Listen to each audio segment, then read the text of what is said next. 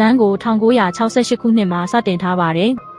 မိန်းကလေး2ယောက်နဲ့အမျိုးသား1ယောက်ဟာသူတို့ကြုံတွေ့နေရတဲ့ထူးဆန်းတဲ့ဖြစ်ရပ်တွေကိုနာမည်ကျော်ဝိညာဉ်ရေးရာစုံစမ်းစစ်ဆေးသူဇနီးမောင်နှံဖြစ်တဲ့အနဲ့လော်ရိန်းဝါရန်တို့ကိုပြောပြနေကြပါတယ်။ဒါဟာတခြားမဟုတ်ပါဘူးနာမည်ကျော်အန်နာဘဲအယုတ်ဆိုးအကြောင်းပဲဖြစ်ပါတယ်။ဒီအယုတ်ဟာသူ့အလိုလိုနေရာရွေ့နေသလိုစာရီလည်းရေးတတ်တယ်လို့ဆိုပါတယ်။လော်ရိန်းကတော့ဒီရုပ်ထဲမှာမိစ္ဆာတကောင်ကပူးကပ်ဖို့စူးစမ်းနေတာကိုအာယုံနဲ့တီးလိုက်ပြီးအယုတ်ကိုသူတို့ရဲ့အောက်လန်းပစ္စည်းပြတိုက်ထဲမှာတောက်ခတ်သိမ်းဆည်းလိုက်ပါတယ်။ဒါဟာဝါယန်ဇနီးမောင်နှံရဲ့စွမ်းရည်ကိုပရိသတ်ကိုစတင်မိတ်ဆက်ပေးလိုက်တာပဲဖြစ်ပါတယ်။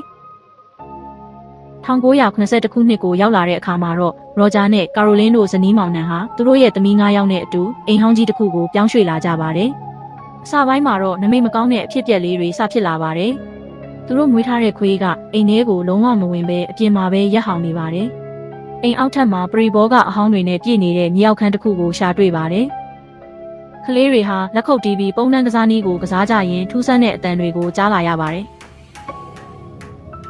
နောက်တနေ့မနက်မှာတော့အခြေအနေတွေစိုးရိမ်စရာဖြစ်လာပါတယ်။မိခင်ဖြစ်သူကာရိုလင်းရဲ့ခြေထောက်မှာအညိုမဲကွက်တွေပေါ်လာသလိုအိမ်ထဲကနာရီတွေအားလုံးဟာမနက်3နာရီ9မိနစ်မှာရပ်တန့်သွားပါတယ်။ပိုဆိုးတာကသူတို့ခွေးလေးဟာခြံထဲမှာတေဆုံးနေတာကိုတွေ့လိုက်ရတာပါပဲရက်နှဲငယ်ကြာလာတဲ့အခါ6လမ်းမှုတွေကပိုပြီးကြမ်းတမ်းလာပါတယ်ကလေးတွေအိတ်နေတော့မှမမြင်ရတဲ့အင်အားတစ်ခုကခြေထောက်ကနေဆွဲယူလိုက်ပါတယ်တကားနောက်မှာတယောက်ယောက်ရက်နေတယ်လို့ကလေးတွေကအော်ဟစ်ကြပါတယ်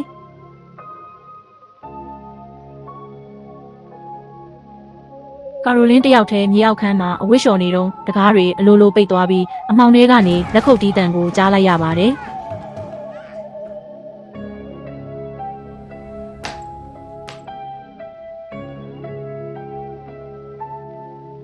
သူ့နာရွက်နားလေးတင်လက်နှစ်ဖက်နဲ့လက်ခုပ်တီးလိုက်တဲ့အခန်းကတုံလို့စရာကောင်းလာပါတယ်။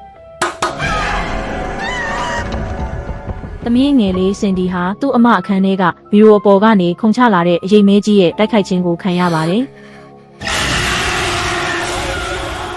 ကာရိုလင်းဟာသူ့မိသားစုအန္တရာယ်ရှိနေပြီဆိုတာသိလိုက်ပြီးပညာရှင်ဇနီးမောင်နှံစီကိုအကူအညီတောင်းဖို့ရောက်သွားပါတော့တယ်။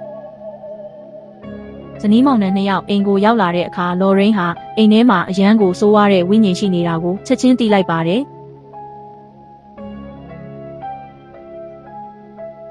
ခြံထဲကတစ်ပင်ကြီးမှာအမျိုးသမီးတစ်ယောက်ကျိုးဆွဲချသေးဆုံးနေတဲ့မြင်ကွင်းကိုလည်းသူမြင်လိုက်ရပါတယ်။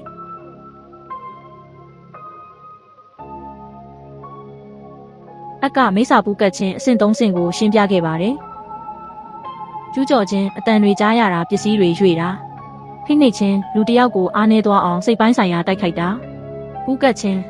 လူခန္ဓာကိုယ်ကိုသိမ့်ပိုက်လိုက်တာတွေပါ။သူတို့ဟာအပူချိန်တိုင်းဆက်တွေကင်မရာတွေနဲ့စမ်းသပ်ကြပါတယ်။ဒီအိမ်ရဲ့တမိုင်းကြောင်းကိုလေ့လာကြည့်တဲ့အခါ1863ခုနှစ်ကဒီမြေပိုင်ရှင်ရှာမန်းဆိုတဲ့အမျိုးသမီးဟာဆုံးမတစ်ယောက်ဖြစ်ပြီးသူ့ကလေးကိုရစ်ပူဇော်ပြီးဒီမြေကိုလာသမျှလူတွေကိုကျိန်စာတိုက်ကကျိုးဆွဲချတိတ်ဆုံးခဲ့တာကိုသိလိုက်ရပါတယ်။အခြေအနေတွေကထိမရအောင်ဖြစ်လာပါတယ်။သမီးဖြစ်သူနန်စီရဲ့သပင်ကနေမမြင်ရတဲ့ဝိညာဉ်ကဆွဲမလိုက်ပါတယ်။လော်ရိန်းဟာကျမ်းပြင်ကြုံပြီးမြေအောက်ခန်းထဲကျသွားတဲ့အခါတရေဖြစ်သူရှာမန်းကတက်ခဲ့တဲ့မိခင်တွေရဲ့ဝိညာဉ်တွေကိုမြင်လိုက်ရပါတယ်။ကာရိုလင်းရဲ့ကိုယ်ပေါ်ကအညိုမဲကွက်တွေဟာရှာမန်းကသူ့ကိုပူးကပ်ဖို့အတွက်အမှတ်အသားလုပ်ထားတာဖြစ်တယ်ဆိုတာသူတို့သိသွားကြပါတယ်။တရေဟာကာရိုလင်းရဲ့ကိုယ်ထဲကိုအပီးပိုင်ပူးကပ်သွားပါပြီ။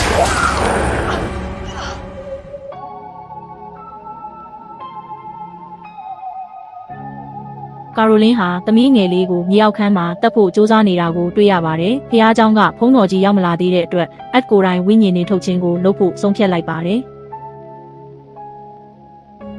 ဒါဟာဇကားရဲ့အရှိန်အမြင့်ဆုံးအခန်းပါပဲ။ကာရိုလင်းဟာကလတ်ထိုင်မှာကြီးနှောင်ခံထားရပြီးတစေအတန်နဲ့အော်ဟစ်နေပါတယ်။တအိမ်လုံးတုန်ခါနေပြီးငှက်တွေကမှန်တွေကိုလာတိုက်နေကြပါတယ်။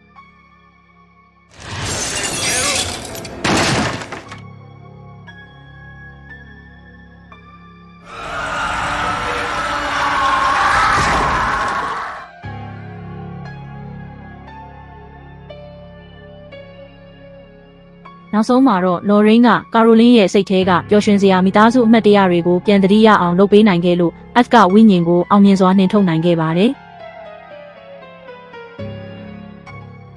မနက်မိုးလင်းတဲ့အခါမှာတော့မိသားစုဟာဘေးကင်းသွားပါပြီ။ ကာရိုလင်းရဲ့ကိုယ်ပေါ်ကအညိုမဲကွက်တွေလည်းပျောက်ကွယ်သွားပါတယ်။ပညာရှင်ဇနီးမောင်နှံဟာအိမ်ကိုပြန်လာပြီးအမှတ်တရပစ္စည်းဖြစ်တဲ့တေးဂီတာတစ်တာလေးကိုသူတို့စတိုခန်းထဲကအန်နာဘဲအယုတ်ဘေးမှာထားလိုက်ပါတယ်။သူတို့ထွက်သွားတဲ့အချိန်မှာတေးဂီတာတစ်တာလေးကအလိုလိုမြည်လာပြီးစကားပြီးဆုံးသွားပါတယ်။ဒီအမှုဟာလော်ရိန်းတို့ဇနီးမောင်နှံစုံစမ်းခဲ့သမျှထဲမှာအကြောက်ရဆုံးအမှုတစ်ခုဖြစ်ခဲ့ပါတယ်။